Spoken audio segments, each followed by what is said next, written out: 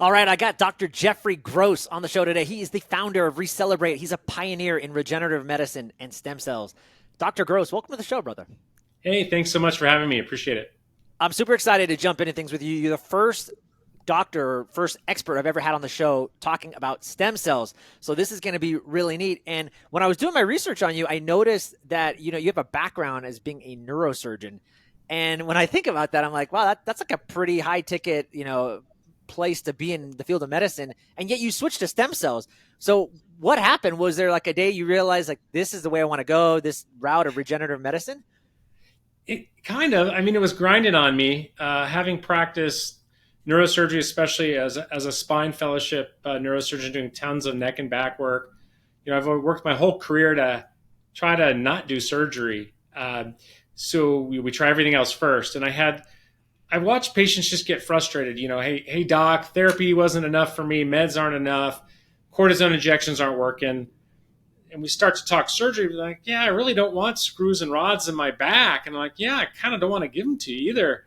And there was this big gap to fill between the first line stuff and the more severe surgical stuff.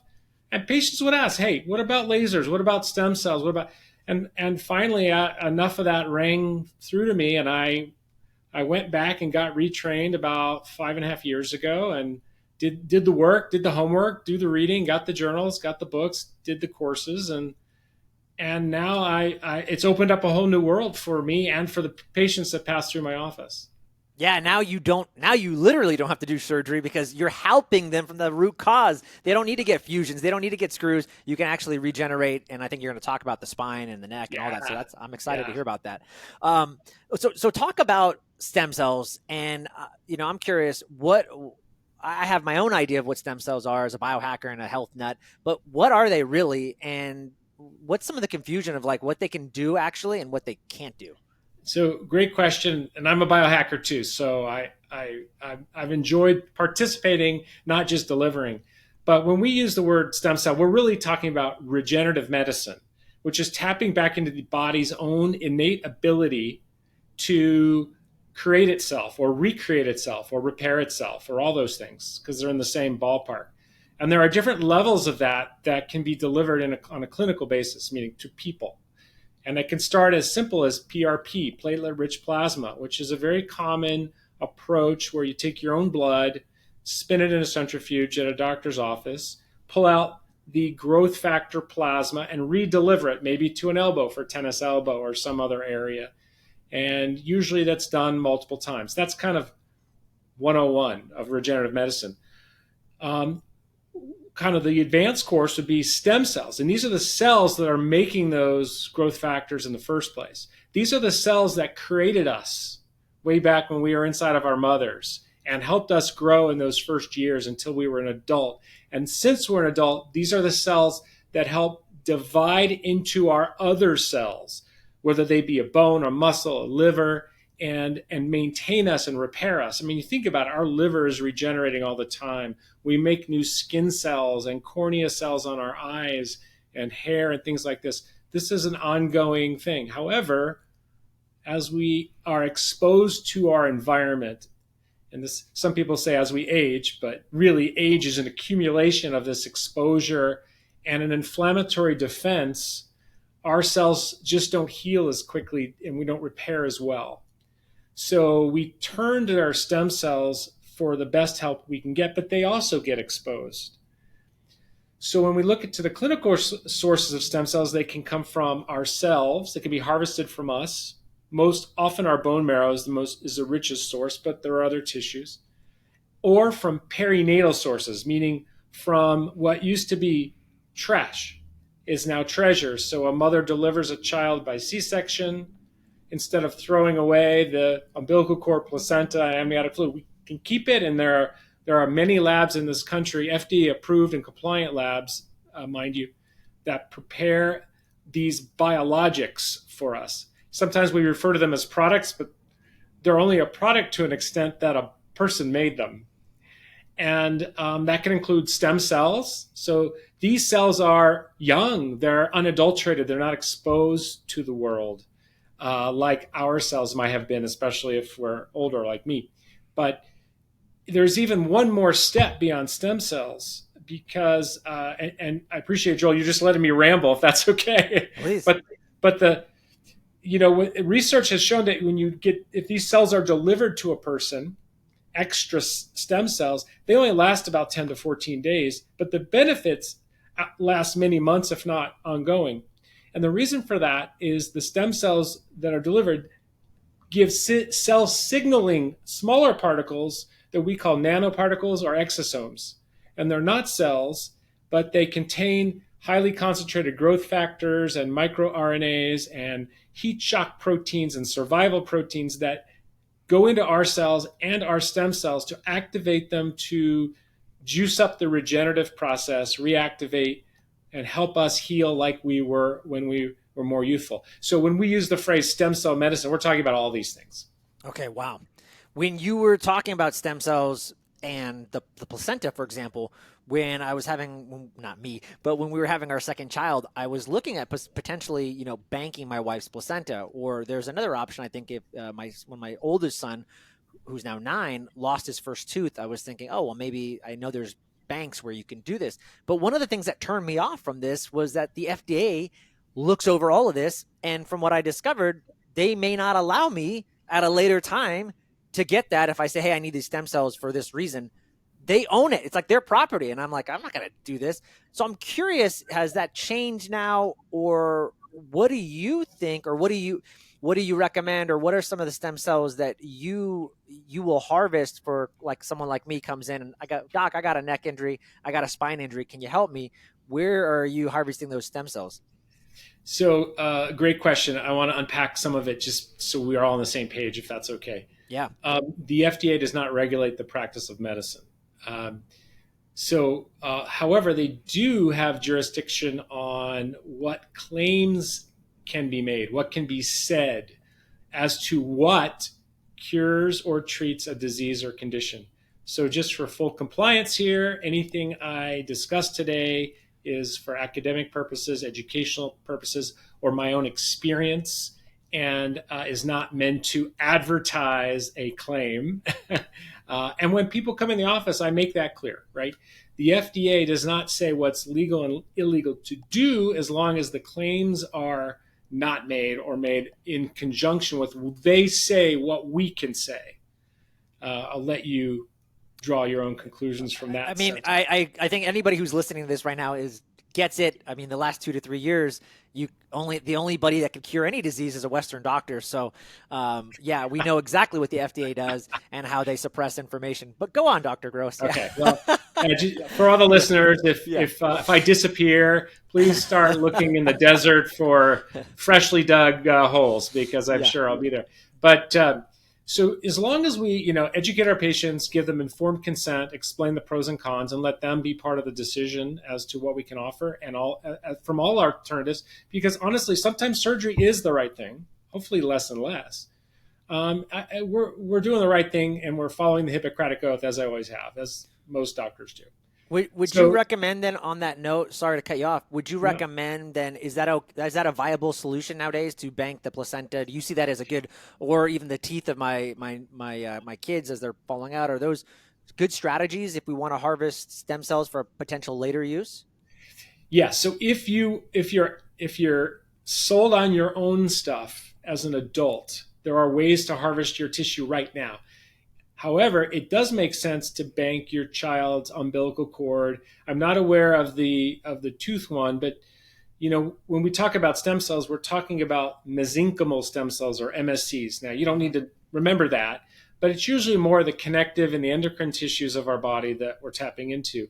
A tooth has a different type of germline. So I probably need to read up more on that, but I don't think you can use that for everything unless you reverse that stem cell backwards, and that's a little too out there right now. It's happening, but we're not ready for that. We're not doing that, at least in the clinical setting.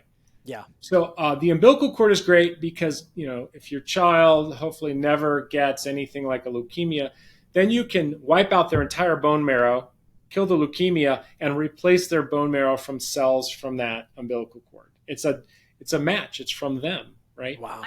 So sorry, Siri thinks I'm talking to her, but And so I'm a so fan. I'm a fan of that. However, when we talk about people like you and me, and I put us in the same age group, Joel, I'm sorry. I'm sure I'm I'm older, but 41. So yeah, yeah. I'm 57. So I can Oh, you tell look you that great. It must be the stem cells. it must be.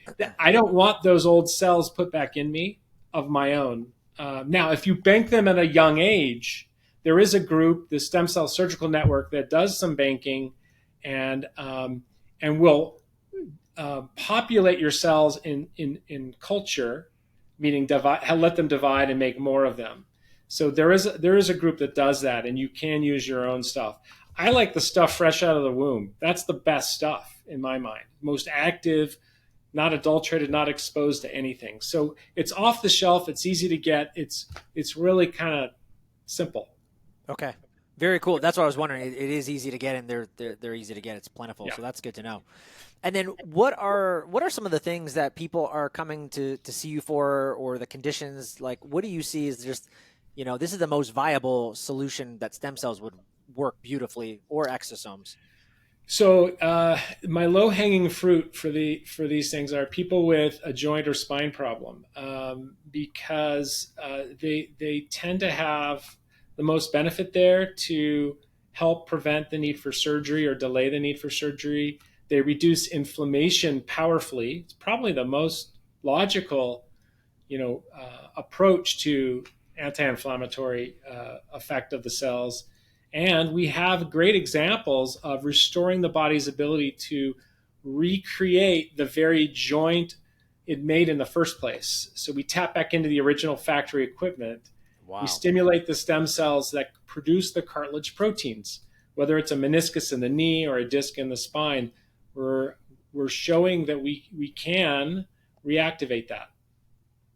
Wow, that's powerful. Is there a testimonial or anything that stands out to you, like where someone came in and they're like, there's just probably no way you can heal me, but I figured I'd give it a try anyways, and lo and behold, they got better. By the way, if the FDA is listening, yes, we know you cannot heal, cure disease, but I'm sorry, you added stem cells into their life and they got better. Let's just say that. Yeah, so I'm more. You mentioned exosomes, and I'll tap back into that because really I'm using more exosomes these days than cells. Exosomes, I can give a more significant concentrated dose. They last longer. They travel better. They're easier to handle. In the office, I have a -30 freezer. Cells have to be kept in a -80, which I also have, but um, they're just a lot easier to deal with.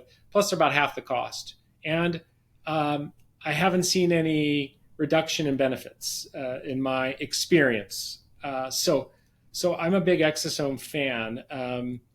So exosome again are the small stem cell activators. So we've been delivering them. I think my best case is the knee cases, particularly. I have a lot of ladies, who like to wear high heels, have trouble walking on the heels or up and down the stairs, have pain getting out of a chair. That's probably my most frequent group, and we have people in their 70s who are getting benefits. And once you slow down, you stop using your muscles, you stop using your bones, and you stop doing the weight bearing activities. You lose your muscle mass, you lose your bone density, and that reduces your longevity. So just by helping someone's knee, we're probably helping them live longer. Yeah, 100%. I mean, you just think about too, just depression when you're not moving, you're not active. What happens? You're sitting down, you're inside. No, that movement creates lethargy, atrophy. You actually just become depressed, and then that goes down in a whole nother cycle. So just Right. fixing someone's knee makes them amble, makes them strong. I mean, that's actually a huge Yeah, jump off. That makes sense.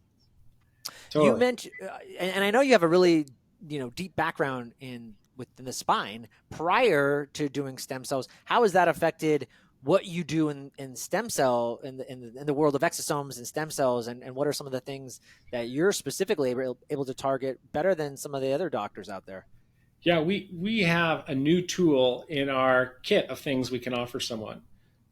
So when I have people with low back pain, for example, where they have a problem with a disc or discs, or low back pain with a problem from some of the joints of the low back, or even both, we now have an approach where we can, through injection or injections, usually one time, when I said plural, it means at one time, we can improve the health of that joint, reduce the inflammation, which is one of the things driving the source of pain, and help improve the health of that disc, improve the nutrients, the water content, the protein content, the shock absorber nature, or what we like to call the viscoelasticity of the disc.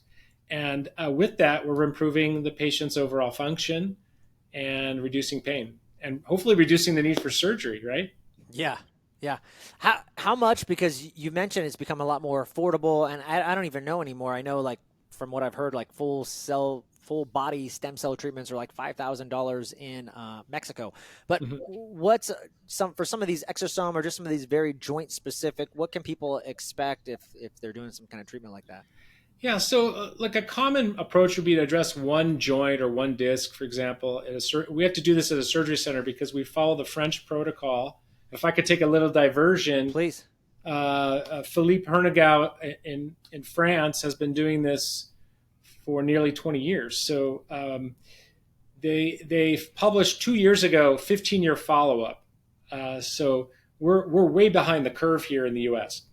But we follow their protocol, and they inject right adjacent to the joint or the disc or the meniscus or the soft structures, because they're injecting these near this into the stem cell population of the bone marrow, because that's where the party is, that's where the biology is, that's where the action is. So we put the exosomes there. It enhances the activity of the cells there, reduces inflammation, improves the protein production, and these proteins make the joint. They make collagen. They make all the cross-linked proteins in the meniscus or the disc, for example.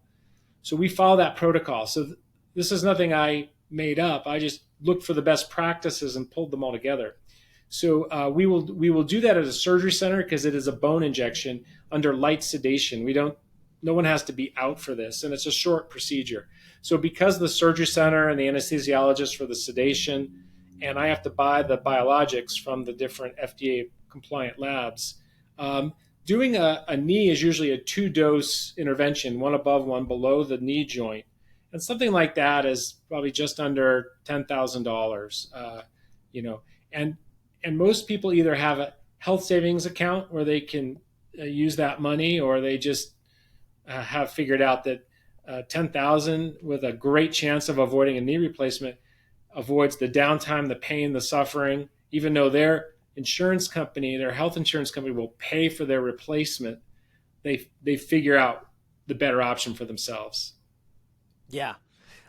Speaking of that, what about, do you know about health shares? Will they cover some of these specific? I don't know if you've ever had that. And, there's like Good Samaritan Ministries and some of the health shares. I wonder if they will cover anything. Don't know, and maybe afterwards we can investigate it together, because Yeah. if I try to can find out. find people and make it available to them, this has been a great joy for me in the last couple of years, and sort of having a second wind in my practice. Being, instead of doing things I've been doing for 25 years, trained by people who did them for 25 years before, and looking back and say, spine surgery really hasn't changed drastically in 50, 60 years. Yeah. I like it. Yeah. Yeah. You're truly helping people, I think, in a big way. And that's what I think that's what you're seeing. For, if I were to come to you and, I'm like, hey, I just want to be in better health. My joints, I'm getting old. I'm 41. Things are going apart. Would there be like a time where I need to come back and see you like every 15 years, you think? Like, just kind of keep doing it? Or are the effects pretty darn good? Depending on, So obviously, depending on my exposure to toxins, the lifestyle, like you right. said, our exposure is huge, but Sure. Well, like I said, I've been doing this about 5 years and change, and we have not yet had someone need to come back for another joint procedure. But you're right. We keep using the joints. They're going to have, some newly accumulated degeneration. So at some point, you may need to come back for more regeneration. The French protocol is clear that at least at the 15-year mark, only about 15 to 16% of those people have fallen off and needed to reconsider treatment. So I think we look for at least that kind of response here. That's amazing. That's really cool. We're both biohackers. So if we can amplify or, even go to the maximum on a treatment, what are some things that you like to have clients and patients do maybe to amplify their stem cell procedure? I know some people are doing things post-treatment or even pre-treatment. Yeah. Yeah. What are some things that you like to do? Well, when people meet with me first, and most of my people do travel here to the Las Vegas area. We're in Henderson, which is a suburb. Um, Most of the work we do is like this through a Zoom call. We get them, we educate them. We go through their lifestyle, their supplements, their sleep, their exercise, their diet, everything, because I want their body to be the best receiving environment for what we're going to do. If we're going to spend a few $1,000s on something, by gosh, let's help it work. Let's do that. So I really like to get them on a regimen, and it's very simple. Most of this over the counter supplements, things like that, and we get them going, and we want to keep them on it. So I monitor and we do track the results of these things because we, like you said, as biohackers, we're not just doing joints. We have the anti-aging crowd that come in, and we do IVs on a repetitive basis, and we look at biological age tests. I know you've had some people on that do that. We look to inflammatory markers, how much inflammation is in the bloodstream in different ways. And we look at health metrics, wearable tech, heart rate variability. We had one guy that I love to tell the story. So very fit gentleman, biohacker, anti-ager, came in. We did IV exosomes, and most people feel a difference, especially the first time. They really feel energy and awareness and clarity and effervescence and recover faster, what have you. He texted me back, said, after about a week, he really didn't notice much, but a couple of days later, he sent me a screenshot of his HRV, which had been running in the 60s for months, and he's very, very active, and it shot up to the 90s. Wow. He goes, I may not feel this, but look what it's doing. Yeah. Yeah, that's massive. Anybody that knows or tracks their HRV to get, honestly, to go up 5 or 10 points would on a rate. If your numbers are habitually 60, if you were just to go up 5 points, it would be a big deal. So the fact that he shot up 30 points like pretty much overnight is wow. That's a huge showing. That's a huge testament to the score of his resiliency and how much it improved. Really. Yeah. I was amazed by that. So not everyone feels something necessarily with the IV, but we know it's bioactive. It's doing something, right? It's reducing inflammation, improving cellular function, and when you improve your cell function, you're improving your function. So he's seen that in that sensitive health metric. Yeah, that's really cool. I was thinking as you were talking earlier about heat shock proteins and these stem cells. We naturally make them and produce them. What are some ways that we can naturally produce them? I know, one of the things we've heard is that fasting for 72 hours your body will start to regenerate new stem cells. Other than that, though, I don't know. Is there anything else that you would recommend? Yeah, these all fall under the category of what we call hormesis. You've probably, I'm sure, heard that word. And this is a slight to moderate stress on the body, its cells, to build more resilience. So calorie restriction, intermittent feeding / fasting, and full fasting, whether it be 24 hours and even up to 72, where you do get a reset of your immune system and some of those stem cells, is fantastic for survival. Survival means your body takes a chance to say, you know what, I'm going to kill off all these senescent, non-working zombie cells because they're taking up space and using resources.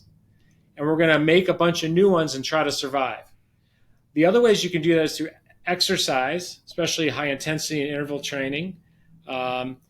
If you're talking about building bone density and muscle mass, which are the muscles of longevity, or the organs of longevity rather, then weight-bearing exercise, resistance training, and then sauna, repetitive sauna use, cold plunges. These are all forms of hormesis that give us a little bit of stress that causes our cells to make these heat shock and cold shock proteins, which are very primitive survival proteins that go to the nucleus of the cell and tell the very restorative, reparative, youthful genes to get to work.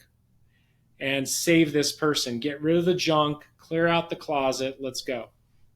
Very good. Okay, I did not realize that these hormesis factors were all things that can help with stem cell creation. That's Oh that's yeah. really cool. I was curious, have you done anything you mentioned age test and longevity, and that's your specialty, regenerative medicine and longevity. Have you done any tests? And if you have you done anything other than stem cells, or maybe stem cells was one of them? But I'd be curious to know if you did anything that we just mentioned, the blue zone diet or meditation or sauna, and you saw a massive reversal in your age, or have you done any testing to show that? So I do so many different things and I play around because I experiment on myself. So I do too many things where I can't get good data on that. But I do age tests. I do health metrics, track health metrics now, and the latest version of the, or even the prior version now of the uh, Apple operating system for those iPhone users out there does track HRV. Earlier ones did not. I had to buy an app to do it. Hmm. So you can do that on your Apple Watch now through your. It's one of the health metrics. Um, I have done both stem cells and exosomes, and except for the first 2 weeks, I find them relatively similar in results. So I'm sticking with the exosomes. It's half the price. Okay. Um, and like I said, easier to handle. I can give a more concentrated dose. I think that the results we're seeing in some other areas are just exciting. We have some cosmetic things we do for rejuvenating facial skin appearance and t- tightness, elasticity. We do some procedures for thinning hair. I've had that done a number of times myself. As long as there are follicles, we can help reduce inflammation and improve that. We so personally, those are my things. I'm a big believer in circadian rhythm. We have a light cycle and a dark cycle, like a plant. We wake up in the morning, there's light outside, the light hits our eyes, we secrete the stress hormone cortisol so we can fight the day. At the end of the day, we need to shut it down. We need to go into the dark cycle and repair.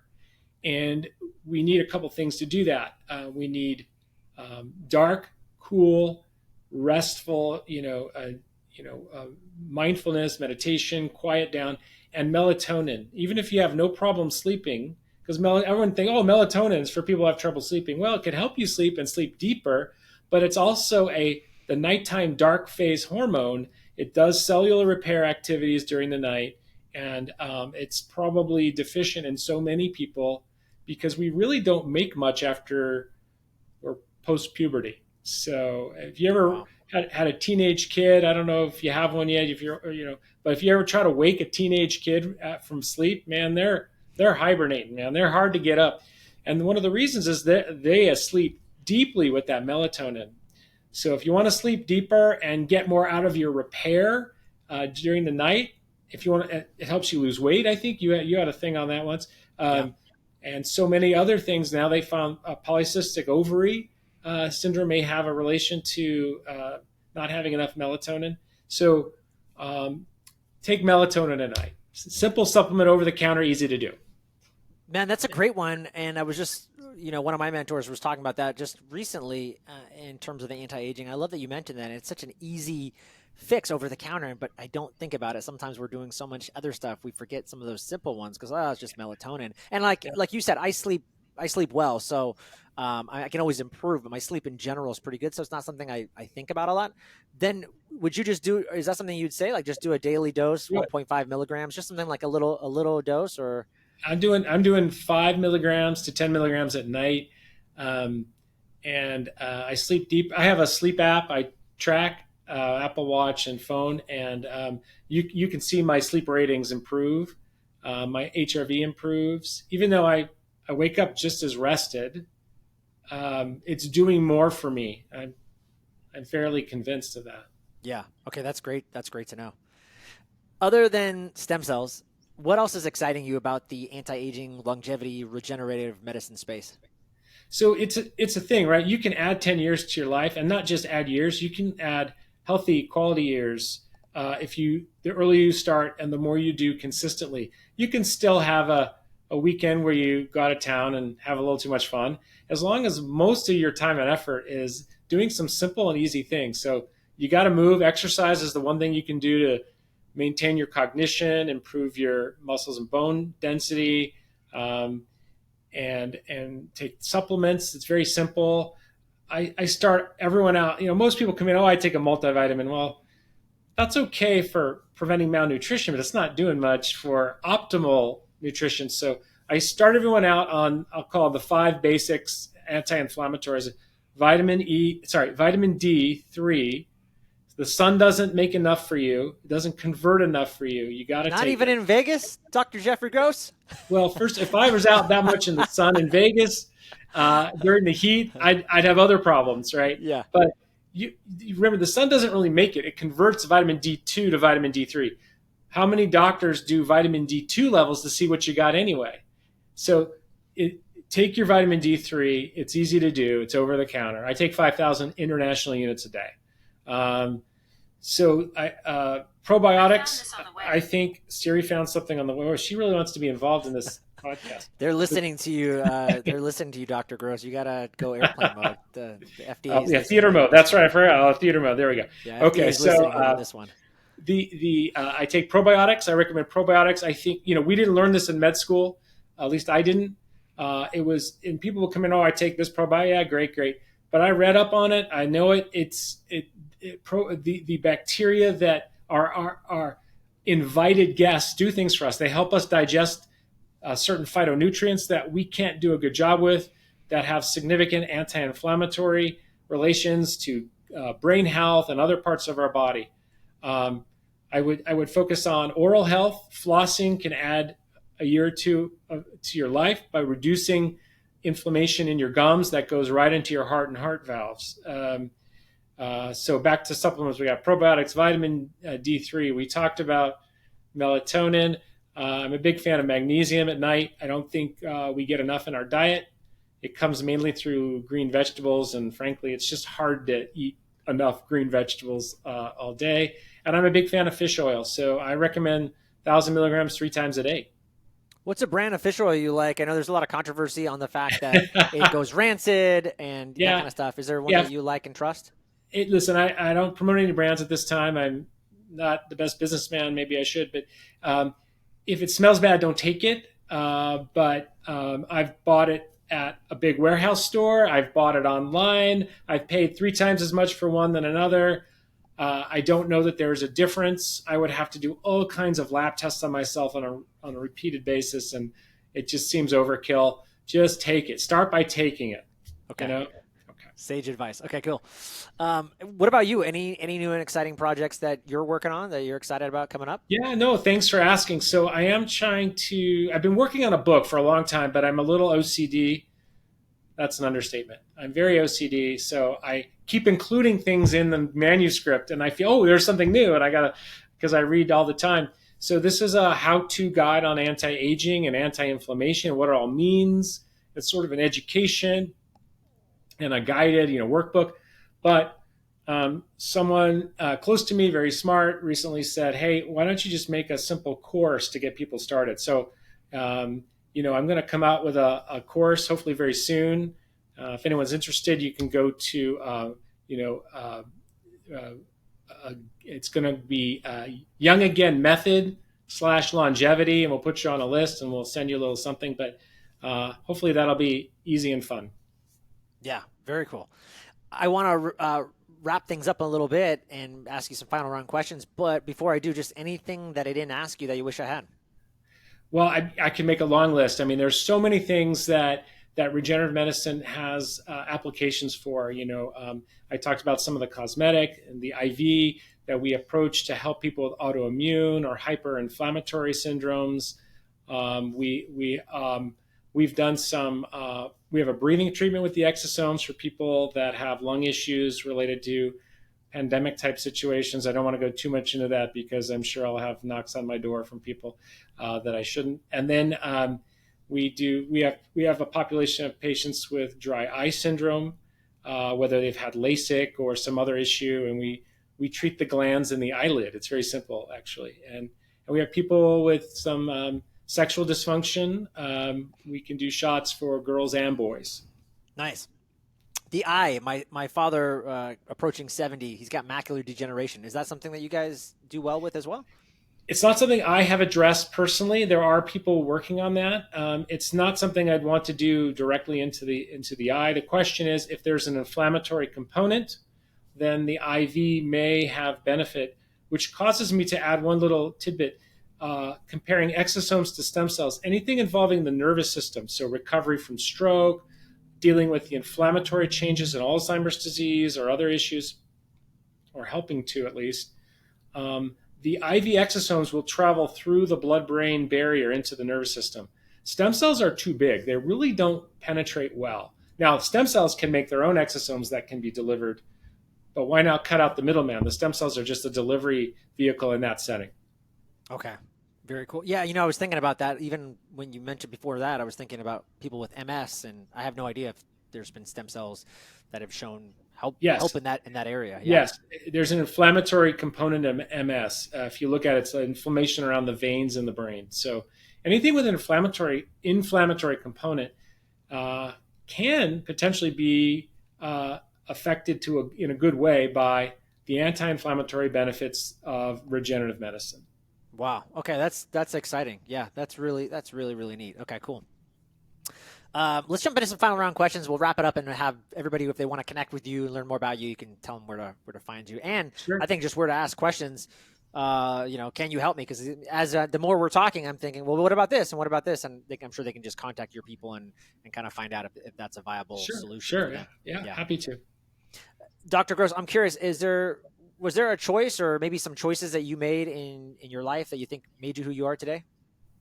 I'm sure there are. I mean, I know I went into medicine because it was sort of the final frontier, and I had the good fortune of working with a wonderful neurologist in the Bay Area during my college years, Stephen Holtz, who inspired me into the nervous system, and I got interested in the brain, and then professors during my residency, like Dr. Benzel, stimulated my desire and love of the spine.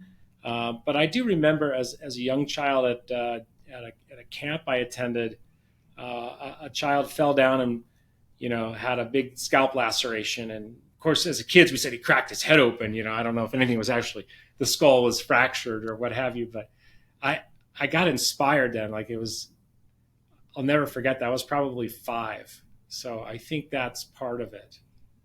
That's really cool. Obviously, you're doing so much in the wellness and health space. I'm curious, who inspires you? Well, I'm close with some of your guests in the past. Susie Bratton has been an amazing mentor and colleague. Ben Azadi. We mentioned off screen some of the guys who have come before me. Dr. Hernegau in France, who's done these studies for many years. A colleague of mine in Los Angeles, Peter Fields, Dr. Fields, and others have. I stand on their shoulders when I pick the best practices to bring together and offer to people. Yeah, that's great. I'm a big reader. Are there any books? There's like a top 1 to 3 books that just change your life, and you'd recommend go out and read that book. It'll probably do the same for you. Well, I keep trying to finish Les Miserables because it's so deep and That's meaningful. A tough one, man. That's it's a tough one. it's thick, man. It's really thick, but I gave up. It's amazing. But listen, Tim Ferriss. Years ago, I read The 4-Hour Workweek, and it has caused me to make so many improvements in my business and efficiencies, and made me look at things in such a way. We waste a lot of time doing a bunch of old traditional things. Spine surgery might be one of them, where there are better options just because we were trained a certain way or we always did something a certain way. So that's one of my favorites. Yeah, Tim Ferriss is great. That was that book, same thing, inspired me, however 10 years ago to consider entrepreneurship, and I never even had it in my mind. So yeah. Awesome. What about last 2 questions? We'll wrap it up. Any, this is gonna be great for you as a biohacker, but any rituals, hacks, or practices that you like to do on a regular basis? Oh gosh. So, some of them, I think my favorite things are, I've really become excellent at intermittent feeding. I call it intermittent feeding because we're not supposed to eat in the dark phase. So you're not fasting. You're just not supposed to eat. A fasting is when you're, in my mind, when you're not eating when you should be eating. So I've become really good at it. I think it makes a huge difference in my energy, my function, my metabolism, my health. So I've been very regimented, and I have a very easy 16 to 18 hour non-eating window now. Now I will have an acaloric beverage in the morning to get some hydration and fill the tank. Whether it's black coffee or something like that, it's with no calories. So that's the key. Second is protein. We don't get enough protein as Americans, as humans, and as people who should be really working to maintain muscle mass, even if we're not, looking to gain muscle. Maintenance of muscle is a key factor in longevity. So protein supplementation is important, and I really work hard to get 140 to 160 grams of protein a day. You heard on Star Trek, we are carbon-based life forms. No, we are nitrogen-based life forms. Carbon gets us around. We're nitrogen-based life forms. Interesting. I've never heard anybody say that. Okay, very cool. I like that. Last but not least, Dr. Jeffrey Gross, where can people find you, connect with you, learn more about what you're doing, or even connect with you on social media? Great. Thank you for that. All my channels are called ReCELLebrate, ReCELLebrate. Find us on Instagram, TikTok. I have YouTube if you want to watch a video here or two or follow for tips. We're doing some things toward more just geared towards longevity on the Instagram channel called Get Young Again, but the website is Young Again Method /longevity if you want some more information there. And ReCELLebrate has a pathway to get to the office if you want to talk to me. I love to meet new people. We take the time. Everyone's different. It's precision medicine. We look at everything you have and you need, and everyone is different in some way. Yeah, amazing. Dr. Jeffrey Gross, appreciate you so much, brother. Thank you. Thank you. Appreciate being here.